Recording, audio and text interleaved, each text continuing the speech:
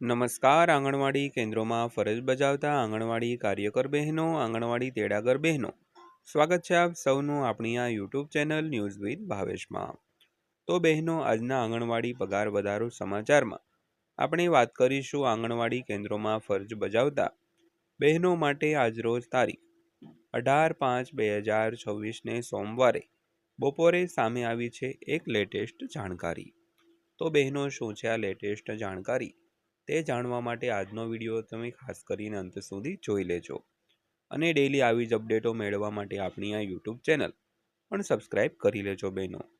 તો બહેનો, વાત કરીએ તો ગુજરાત રાજ્યના જે મહિલા અને બાળ વિકાસના નેજા હેઠળ જે ICDS કચેરીઓ તૈનાત છે, તો તેમાં જે આંગણવાડી બહેનો ફરજ બજાવી રહ્યા છે, તો તેના માનદ વેતનમાં વધારો કરવાને લઈને ઘણા સમય પહેલા ગુજરાત હાઈકોર્ટે એક ચુકાદો આપ્યો હતો, પરંતુ હજુ તે મુદ્દો પેન્ડિંગ જ છે અને આંગણવાડી બહેનોના પગાર વધારામાં વેતન વધારો કરવા માટેની કોઈ પણ જાતની સરકારે વિચારણા અથવા તો જોગવાઈ છે તે કરેલ નથી. તો એના સંદર્ભમાં આંગણવાડી બહેનોને વધારાની કામગીરીઓ પણ સોંપવામાં આવી છે. તો તેને લઈને આજના વિડીયોમાં આપણે વિગતવાર વાત કરીશું. તો આજનો વિડીયો બહેનો તમારા માટે ખૂબ જ જાણવા જેવો છે, તો અંત સુધી જોઈ લેજો.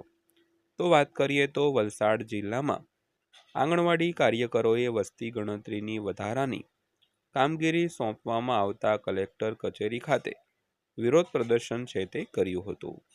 તો મોટી સંખ્યામાં એકત્રિત થયેલી બહેનોએ આ કામગીરીનો સખત વિરોધ કરી આવેદનપત્ર સુપરત કર્યું હતું. તો ખાસ કરીને વલસાડ જિલ્લામાં આંગણવાડી બહેનોને વસ્તી ગણતરી માટેનું વધારાનું કાર્ય સોંપવામાં આવ્યું હતું. તો તેને લીધે કલેક્ટર કચેરીએ વિરોધ પ્રદર્શન છે તે કર્યું હતું અને મોટી સંખ્યાઓમાં એકત્રિત થયેલી બહેનોએ આ કામગીરીનો સખત વિરોધ કરી આવેદનપત્ર સુપરત કર્યું હતું. તો વલસાડ જિલ્લા આંગણવાડી કર્મચારી સંઘ એટલે કે BMS સાથે જોડાયેલી આ કાર્યકર બહેનોને તેમના પર્સનલ અને સર્વિસ મોબાઈલ ફોન પર ટેક્સ્ટ મેસેજ દ્વારા વસ્તી ગણતરીની કામગીરી સોંપવામાં આવી હતી. તો સંઘના પ્રમુખ પ્રીતિબેન પ્રતાપ ગઢવાલા અને મહામંત્રી દીપ્તિબેન પટેલની આગેવાની હેઠળ કલેક્ટરને લેખિત રજૂઆત છે તે કરવામાં આવી હતી બહેનો. તો કાર્યકરોએ કલેક્ટર સમક્ષ રજૂઆત કરી હતી કે સરકારના પરિપત્ર મુજબ તેમની મુખ્ય કામગીરી આંગણવાડી સંબંધિત જ હોય છે, જેમાં બાળકોને પૂર્વ પ્રાથમિક શિક્ષણ આપવું, પૂરક પોષક આહાર પૂરો પાડવો, તેમજ સગર્ભા બહેનો, ધાત્રી માતાઓ અને કિશોરીઓને ટેક હોમ રાશન એટલે કે THR વિતરણ કરવાનો સમાવેશ થાય છે. તો ખાસ કરીને આંગણવાડી બહેનોની જે મુખ્ય કામગીરી હોય છે તે બાળકોને પૂર્વ પ્રાથમિક શિક્ષણ આપવાનું, તેમજ પૂરક પોષક આહાર પૂરો પાડવાનો, તેમજ જે સગર્ભા બહેનો તેમજ ધાત્રી માતાઓ હોય અને કિશોરીઓને ટેક હોમ રાશન છે તે પૂરો પાડવાનો જ છે બહેનો.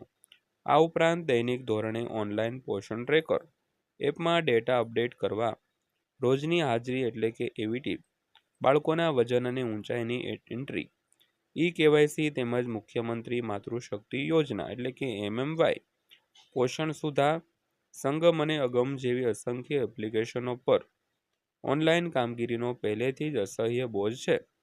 તો આ સ્થિતિમાં વસ્તી ગણતરીની વધારાની કામગીરી કરવી બિલકુલ શક્ય નથી બહેનો. તો સંઘના પ્રમુખ પ્રીતિબેન પ્રતાપ ગઢવાલાએ જણાવ્યું હતું કે અમે માનદ વેતન કર્મચારીઓ છીએ. અગાઉ BLOની કામગીરી વખતે પણ બહેનો પર દબાણ કરીને માનસિક ત્રાસ આપવામાં આવ્યો હતો.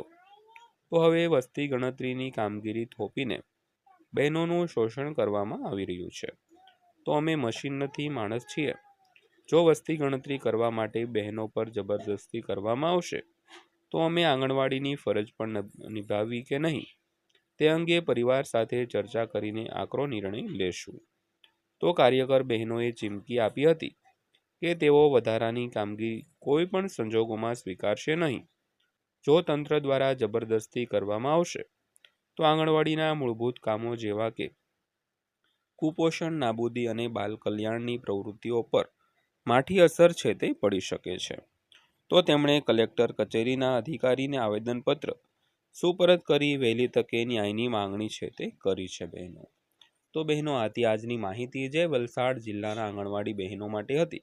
તો ખાસ કરીને આજનો વિડીયો અંત સુધી જોયો તે બદલ આપનો દિલથી આભાર બહેનો.